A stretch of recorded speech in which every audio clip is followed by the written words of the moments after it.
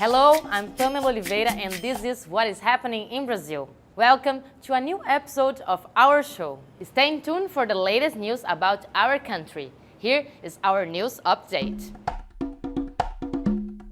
On the night of December 1st, a military police raid ended up with 9 young people trampled to death at a funk party in Paraisópolis, the second largest favela in the city of São Paulo.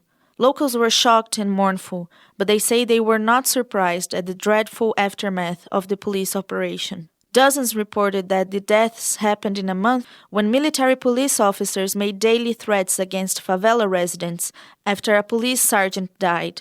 The military police official Ronald Ruas Silva was shot in the stomach during a shooting near the Paraisópolis slums. The police released a statement saying that they patrol the area on a daily basis to prevent crimes and that the episode that resulted in 9 people killed is unrelated to the death of the police official.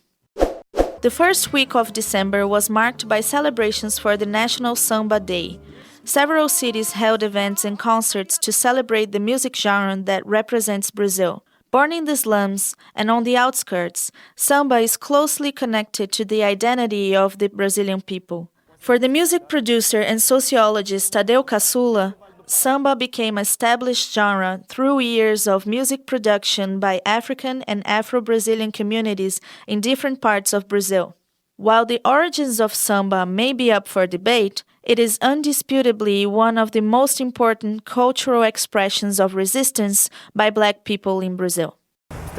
Samba was born with this purpose, resistance and gregariousness for Black people who are not part of the model of society. This is what Samba is about. I can say that Samba is actually a great quilombo, a place of resistance. O samba é resistência. While men's soccer is extremely popular in Brazil, women's soccer is still struggling to thrive.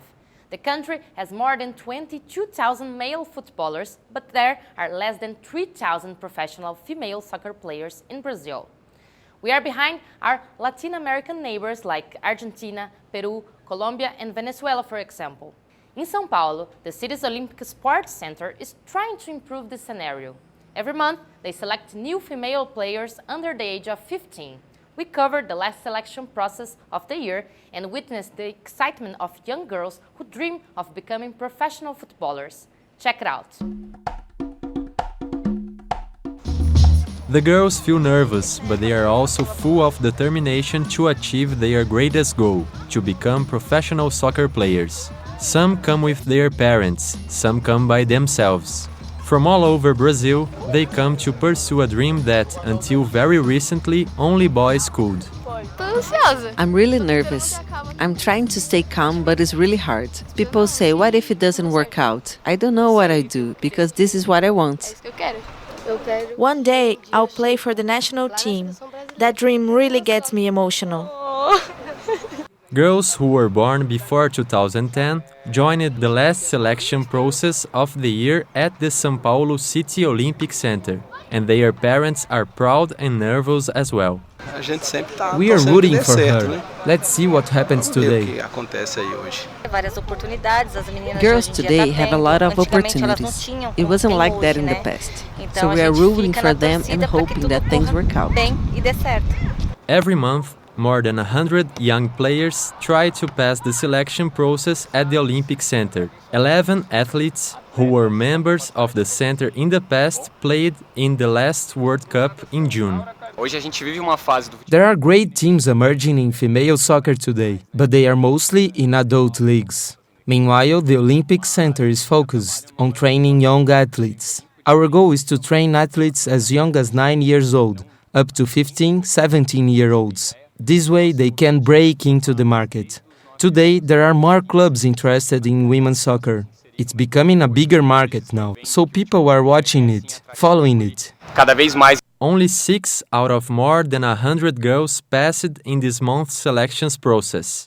And this is just a step in a journey full of challenges. E aí? Did you pass? Yes, I did. Are you happy? I'm happy. What happens now? Now I'm just over the moon. Congratulations. The elder Bernaldina José Pedro, known as Grandma Bernaldina, visited São Paulo for the first time to share the traditional cultural practices of her people, the Macuxi. They live in Roraima on the border between Brazil and Venezuela in the Amazonian indigenous land, Raposa Serra do Sol. Grandma Bernaldina became famous in the world in 2018 when Pope Francis met with her at the Vatican, and she presented the indigenous spirituality and views about the great world to him.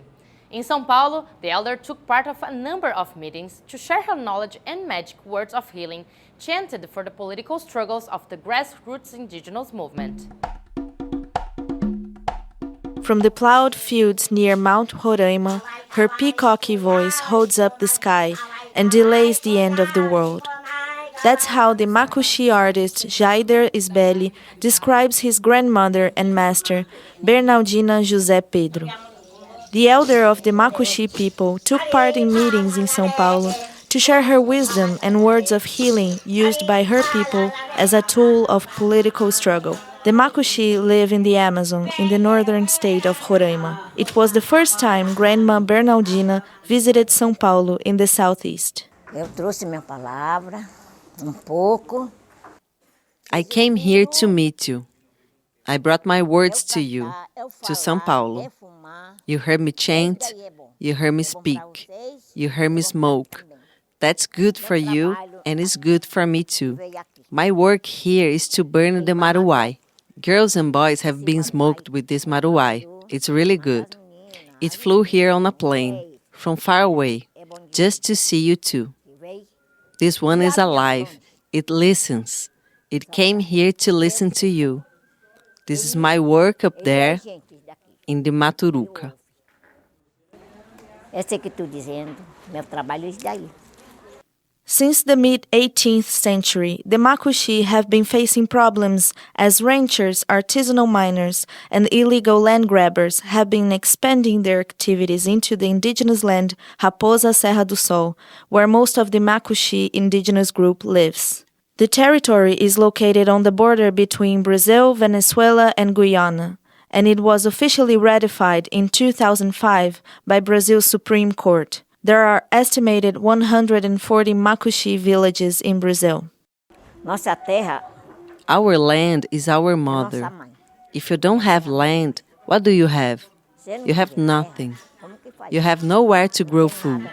They want to take away our land again. They want to bring back illegal mining. We hear Bolsonaro's gunmen speak, but we won't speak with guns. Our weapon is our language, our arms.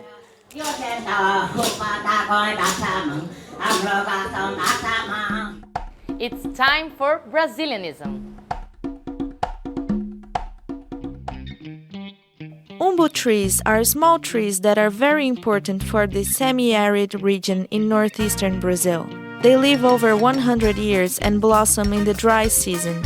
They are a source of food for bees as well as human families who eat its fruit, the umbu or Brazil plum. I'm Chef Eric Rodrigues, and today I'm showing you how to make umbu and sweet potato puree. The first step is to peel the sweet potato. I use a food processor for this part, but you can also use a blender. It's the same process. Add some white sauce. It's the basic white sauce with onions, butter, 2 spoonfuls of plain flour, and slowly pour milk until you get that creamy consistency. This is the consistency you want to get for the sweet potato. The next step is to cook the potato, adding more white sauce to get a firmer consistency. Now you add the umbu pulp while you stir it. Then add oregano to taste, keep stirring it until it boils. Here it is, our umbu and sweet potato puree. That's it for us today. I hope you have enjoyed our show. See you next week.